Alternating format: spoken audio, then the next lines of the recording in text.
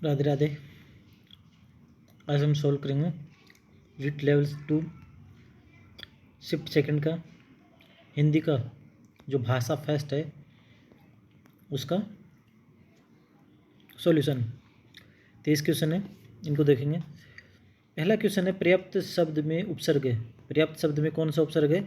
तो पर्याप्त शब्द में उपसर्ग होगा परि। दूसरा जो क्वेश्चन है वो है यद्यपि भारतीय मनीषी जंगल में रहना पसंद करते थे तथापि वे लोक व्यवहार से भी परिचित थे। में रेखांकित पद है, इसमें अव्यय का भेद पूछा है। यद्यपि और तथापि जो शब्द है उसमें अव्यय का कौन सा भेद है? तो ये जो शब्द है ये दोनों शब्द किस में आते हैं? ये आते हैं समुच्चय बोधक। समुच्चय बोधक।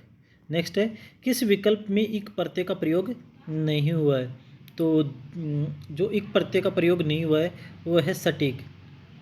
सटीक में बड़ी की मात्रा है, बाकी रसिक में छोटी के, धार्मिक में इक, वर्णिक में छोटी की।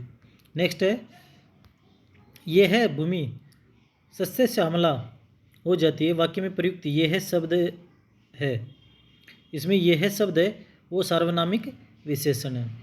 यह है शब्द है वो है सार्वनामिक विशेषण। नेक्स्ट क्वेश्चन है स्रोत के आधार पर चंद्र शब्द है। स्रोत के आधार पर चंद्र शब्द है। अब चंद्र शब्द का बताना है कि तत्सम है, तद्भव है, देशज है, विदेशी है। तो ये शब्द है ये तत्सम शब्द है जिसका तद्भव होता है चांद। नेक्स्ट है फूल फूलों में समास है। फल फूलों में समास है। फल और फूलों, तो इसमें कौन सा हो जाएगा? द्वंद्व समास। इसमें हो जाएगा द्वंद्व समास। नेक्स्ट अपन चलेंगे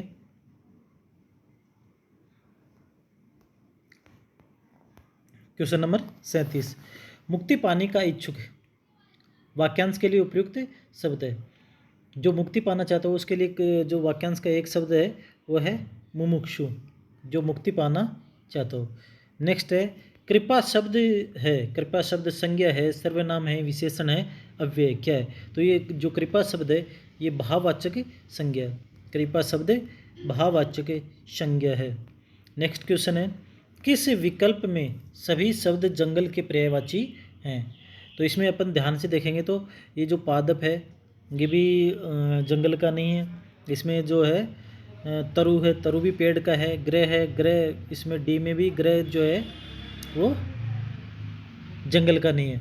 जबकि सी ऑप्शन अपना सही है। कांतार, विपिन, अटवी, इसमें जो है तीनों जो पर्यायवाची हैं वो जंगल के हैं। नेक्स्ट क्वेश्चन देखेंगे अपन।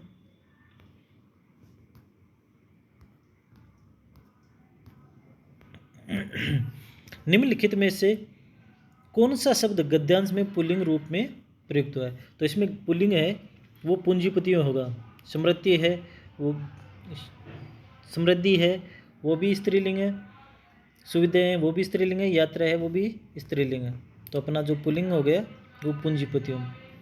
नेक्स्ट क्वेश्चन है 41। निम्नलिखित में से किस शब्द का प्रयोग सदैव बहुवचन के रूप में होता है? तो बहुवचन के रूप में जो लोक शब्द है वो सदैव बहुवचन के रूप में प्रयुक्त होता है। अगला क्वेश्चन है उपभोक्तावादी संस्कृति सामंती संस्कृति का रूप नहीं है आ गया।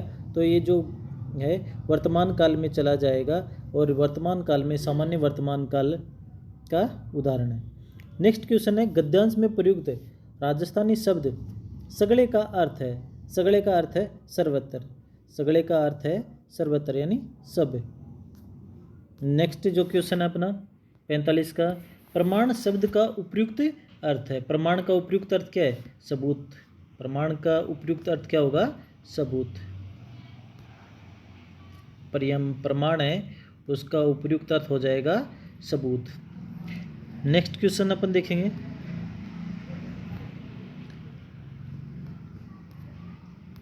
नेक्स्ट है संस्कृति शब्द का बहुवचन रूप होगा। संस्कृति का बहुवचन रूप क्या हो जाएगा? संस्कृतियाँ। संस्कृति का बहुवचन रूप हो जाएगा संस्कृतियाँ। नेक्स्ट क्वेश्चन है सहसंबंध विधि का विकास किस मूल अवधारणा पर हुआ है? सहसंबंध विधि का विकास किस मूल अवधारणा पर हुआ है? ये जो है इसका ऑप्शन हो जाएगा ऑप्शन ए, संपूर्ण ज्ञान पूर्ण इकाई है। संपूर्ण ज्ञान पूर्ण इकाई है। नेक्स्ट क्वेश्चन है 48, हिंदी भाषा शिक्षण में वर्ण व शब्दों का शुद्ध उच्चारण और शब्दों की शुद्ध वर्तनी की शिक्षा किस आयु वर्ग के बच्चों को दी जाती है? तो ये शिक्षा दी जाती है 6 से 9 वर्ष के बच्चों को। ये शिक्षा किस आयु वर्ग को दी जाती है? 6 से लेकर 9 वर्ष के। नेक्स्ट क्वेश्चन है, परीक्षाओं के स्वरूप के आधार पर परीक्षाएं कितने प्रकार की होती हैं? परीक्षाओं के स्वरूप है उसके आधार पर परीक्षाएं कितने प्रकार की होती हैं? तो ये परीक्षाएं होती है 3 प्रकार की। कितने प्रकार की होती हैं? 3 प्रकार की। नेक्स्ट क्वेश्चन अपना है, व्यष्टि शिक्षण और सामूहिक शिक्षण में समन्वय करने और भाषा सीखने में बच्चों की क्रियाशीलता बढ़ाने का सफल प्रयास है। तो इसमें जो सफल प्रयास है वो है भाषा प्रयोगशाला के माध्यम से। भाषा प्रयोगशाला। नेक्स्ट है, जिन वाक्यों में एक मुख्य उपवाक्य तथा एक या एक से अधिक आश्रित उपवाक्य होते हैं उन्हें कहते हैं, उन्हें क्या कहेंगे अपन? मिश्र वाक्य। जबकि संयुक्त वाक्य में 2 प्रधान उपवाक्य होते हैं या 2 मुख्य उपवाक्य होते हैं, जबकि सरल वाक्य में एक ही वाक्य होता है। नेक्स्ट है, विद्यालय में हुए छात्रों के व्यवहार परिवर्तन के संबंध में प्रदत्तों के संकलन तथा उनकी व्याख्या करने की प्रक्रिया को मूल्यांकन कहते हैं। ये परिभाषा किसके द्वारा दी गई है? तो ये परिभाषा दी गई है क्वालेन तथा हना के द्वारा। किसके द्वारा दी गई है? क्वालेन तथा हना। नेक्स्ट क्वेश्चन अपना है,